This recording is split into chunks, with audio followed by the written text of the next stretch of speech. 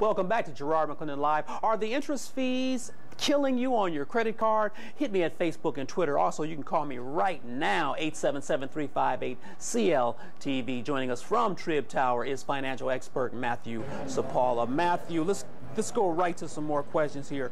Let's talk about grace periods and due dates. You know, before, these weren't constant. You really didn't know if you had a grace period.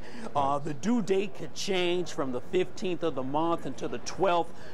Is it a good practice for the credit card companies to be locked into one date and to notify the consumer of when the due date and the grace period begins and ends? I think more importantly too is also the time of which they receive that payment in the mail, because now if the payment due date is set before 5 p.m. in their zone, it's considered illegal for them to charge you an overdraft charge. Whoa, you got to explain this one to me. Okay, so you're talking about zone. You talking about time zone? Time zone, exactly. Explain. So let's say New York, Chicago, California. Help me out. So call up your credit card company and find out what time in their time zone do they apply your payments, because right now under the new laws, anytime before 5 p.m. close of business that night is illegal to charge you an overdraft fee or to establish a deadline before 5 p.m. Oh, so let's look at it this way. Let's say if we're on Central Time here in Chicago, Illinois, and let's say our credit card company is in Virginia or in New York, and they're an hour ahead, and then they start calling 5 o'clock the next business day when it's really, what, 4 o'clock here?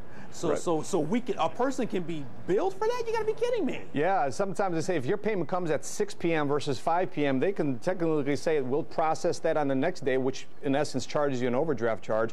Or even worse, they can say the cutoff day is at the cutoff time is 3 p.m.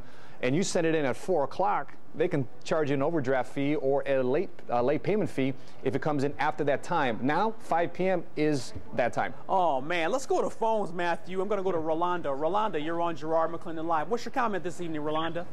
Oh, yeah. My comment is, y'all got classes. You're going to have classes for, you're going to have classes for people who going to have this, because half the people don't even know what the late charge fees is. Wow, you know what, Rolanda, thank you so much for calling. MatthewSapaula.com. You gotta help Rolanda out here. She's talking about classes. Of course, schools should be providing those. But what about MatthewSapaula.com? Can we get some a tutorial from you? You got it. If you go to my website, MatthewSapaula.com, join our mailing and subscription list. We throw webinars, online, teleconferences, our radio show. We got a ton of information and a ton of resources for you to start building up your financial literacy. And then in April 17th to the 24th, we're partners with the Federal Reserve Bank of Chicago to promote over 450 free financial literacy classes in Chicago. Man, let's talk about universal default, Matthew. No penalty on other cards due to one card's delinquency. This is what a lot of credit card companies were doing. Let's say you got a Macy's card and you don't pay the bill on the Macy's card, and then the other credit card companies find out. They jack up the rate. It looks like the federal government is trying to squash that. Do you agree or disagree? Because you must admit they won't have a right to do that anymore, or the privilege, but you can understand why they would do something like that, Matthew. And it's worse, is when you're down, that's when they want to get you the worst, is when you're trying to get out of this financial pit, this debt that you've crawled yourself into, unfortunately, that they've allowed you to crawl into this pit. They're having it harder for many people to get out of it. Now, at least it's more clear, at least it's more transparent and better for the American consumer. Let's talk about college students, Matthew. It's always tough, man, on the 18 to 22-year-olds who are away from their parents. They don't have much money, but lo and behold, their best friend becomes what?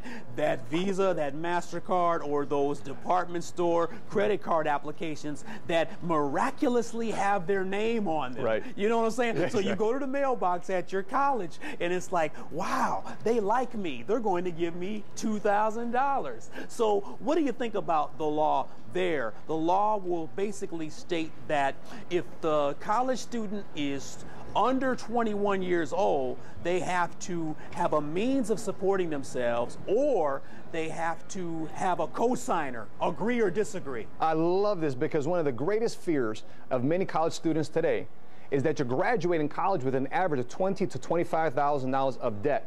What's worse about that, they're probably going to marry somebody that they graduated college with who's also $25,000 in debt, and they're already starting off life on the bad foot. So I like the fact that there's a little bit of restrictions here on what these credit card companies can do on the college campuses. Step off 1,000 feet away, especially if they're offering free pizza.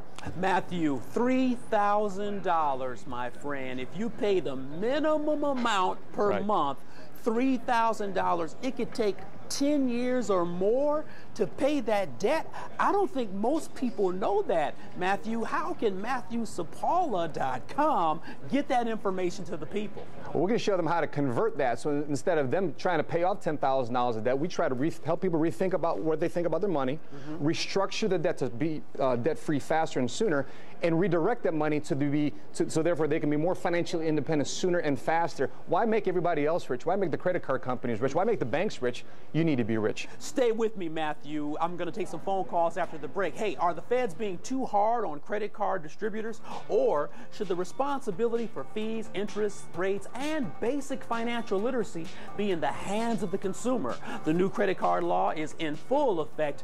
Are the interest and fees killing you? Hit me on Facebook and Twitter. Call me, 877-358-CLTV. Garrard McClendon Live. Back in 2.